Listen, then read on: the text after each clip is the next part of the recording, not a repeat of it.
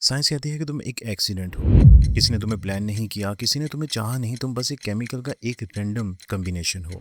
एक ऐसा वजूद जिसकी कोई वैल्यू नहीं, एक ऐसा इंसान जिसका कोई मकसद नहीं। तो फिर वो माँ जो अपने बच्चे के लिए मरने को तैयार है, वो सिर्फ बायोलॉजी है?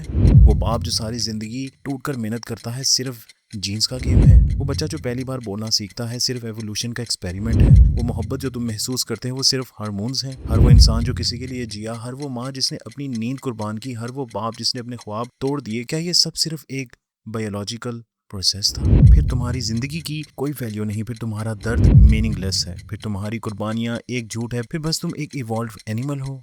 लेकिन एक मिनट, तुम ये सुनकर अंदर से कुछ महसूस कर रहे हो ना? वो तकलीफ कहाँ से आई? कोई केमिकल तुम्हें ये नहीं बता सकता कि तुम मैटर करते हो, कोई एवोल्यूशन तुम्हें ये नहीं बता सकती कि तुम्हारी जिंदगी का कोई मकसद है, लेकिन तुम जानते हो कि तुम सिर्फ एक एनिमल नहीं हो। और इस्लाम 1400 साल पहले ये बात बोल चुका है। अल्लाह पाक फरमाते हैं कि हमने इंसान को अशरफुल मखलूकात बनाया, सबसे इज्जत वाला, सबसे बेहतरीन क्रिएशन। तुम एक्सीडेंट नहीं हो, इंटेंशन के साथ बनाए गए हो। तुम बेमकसद नहीं हो, एक पर्पस देकर भेजा गया है। वो पर्पस क्या है? कि खुद को पहचानो, अपने खालिक को पहचानो, और फिर देखो जिंदगी का हर लम्हा मीनिंगफुल हो जाता है। हर तकलीफ की एक रीज़न है, हर कुर्बानी का एक बदला है, और हर आंसू का एक हिसाब है।